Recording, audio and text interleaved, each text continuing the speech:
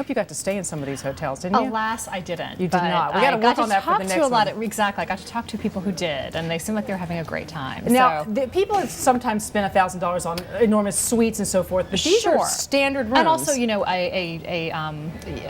some small hotels in the Maldives, or a luxury safari in Africa. But these are becoming to more sort of standard vacation destinations, and these small luxury, ultra luxury brands are expanding. Right. Auberge Resorts, Oetker Collection, Montage Resorts. These specialize in smaller, more unique properties, and also Ritz-Carlton is getting into the game as well with their Reserve brand, and this is they've one property already in Thailand. There's another one opening in Puerto Rico at the end of the year. They've got 5 more on the drawing board for the next 5 years. These are all going to be smaller properties, bigger rooms. So besides bigger rooms, what do you get? I mean, what can they be giving you?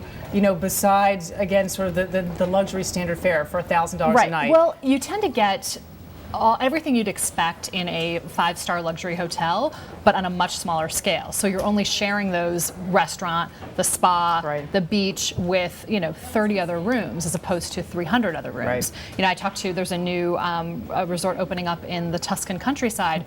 Well, they also they have got 3 concierges, and they've got heated bathroom floors, but for only for 40 rooms. Right. Isn't part of it too, though, just the idea that if not everybody can do it, it makes it special. Not everybody can afford $1,000 a night, for several nights in a row. Maybe on a special occasion they can splurge for $500. But isn't part of this like we just don't want everybody to be doing what we're doing? I mean, the exclusivity factor is definitely there. And I talked to some travel agents who, one said the boss doesn't want to travel with where the secretary is going, and that is unless the boss and the whatever. Well, right, exactly.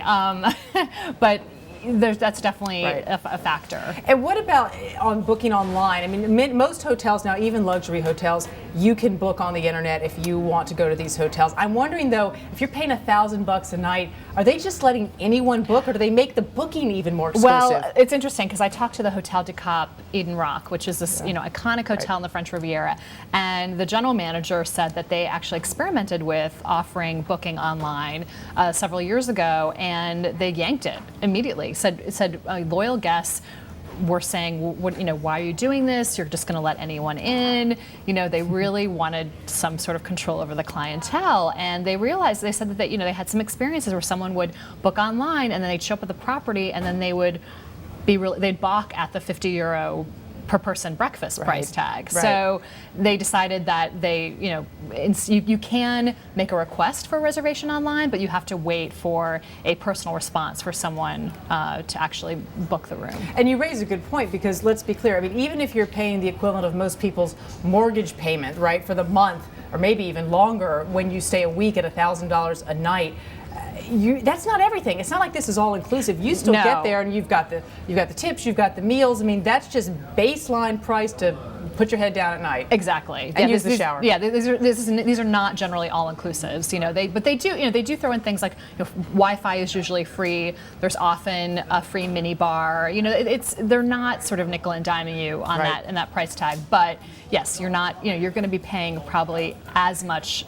a day for food and all the spa treatments and everything else. So this is clearly not a cheap vacation. Got that much money, got to figure out where to spend it. More pictures and more stories from Andrea Petersen coming up in tomorrow's Personal Journal. Thanks for being with us. Thanks, Wendy.